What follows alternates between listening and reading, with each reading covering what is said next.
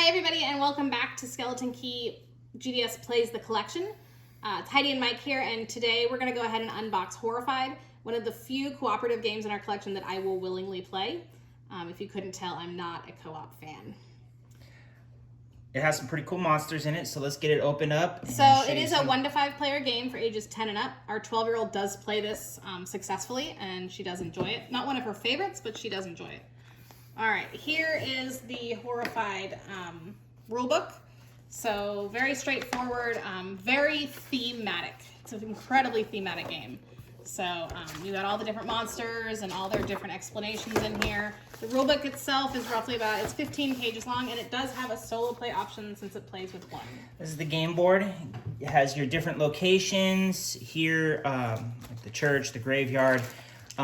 You'll have different villagers and that need to get to different locations on the map. It's always you're always racing against the horror meter. If it ever reaches the skull, you lose. You have different monsters in the game. This particular one is Frankenstein and his bride. The mini figurines are actually very nicely done, and they have additional accompaniments. So that's Frank. We've also got the Mummy. The Mummy's pretty cool. The Mummy, and then he's got, all of them will start on their own particular spot, and they will change whatever that spot is. So for example, the Mummy starts on the museum and changes the museum so that when you solve it, you get to use yellow to move scarabs. So what are these yellow things? There is the creature from the Black Lagoon, and there's one more. I think it's Dracula. Dracula, there's the Invisible Man. Dracula, the Invisible Man. Wolfman. Wolfman. So there's quite a few monsters in there. As you go through the board and as you go to certain places, you'll stop and you'll be able to pick up different items. These are some of the different items. You'll see they come in 3 different colors, red, yellow, and blue. And in each of the 3 colors, they have different point values associated at the top. Depending on your monster, you'll have different win conditions and different sets of these to collect. Some of them will be like, you have to collect 3 yellows that equal to 9 or better to beat them in a certain spot. I have to have a red on this place and a blue on this place in certain numbers. That's the Invisible Man. So just like that as you go through.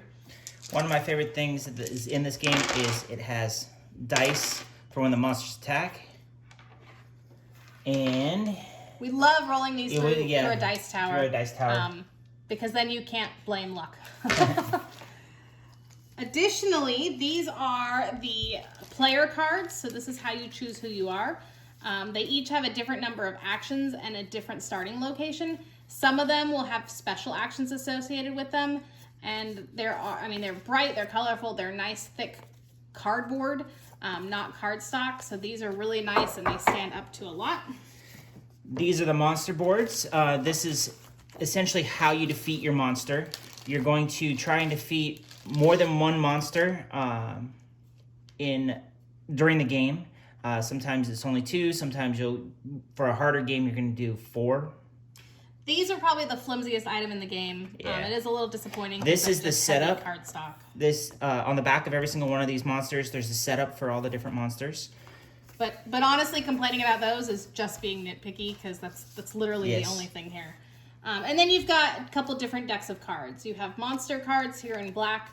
You'll flip one of these after each turn that's taken, and they will cause different things to happen, like moving different monsters, a certain number of spaces, rolling the dice. And then you've got these special cards that actually give you special abilities. They allow you to break the rules. Yep, like place the Wolfman in any space. Well, if you're not playing with the Wolfman, then that one doesn't do any good, but that's just, them's the breaks. So choose any space with a hero, and then you can put any number of heroes in that space, different things like that. And that is Horrified. Like I said, it is one of the only co-op games that we'll play in our household, because I'm just not a co-op fan, and it's no fun if one person doesn't want to play. I love this one. I think it's the theme and the fact that each of the monsters has its own little quirky mission to complete to defeat him.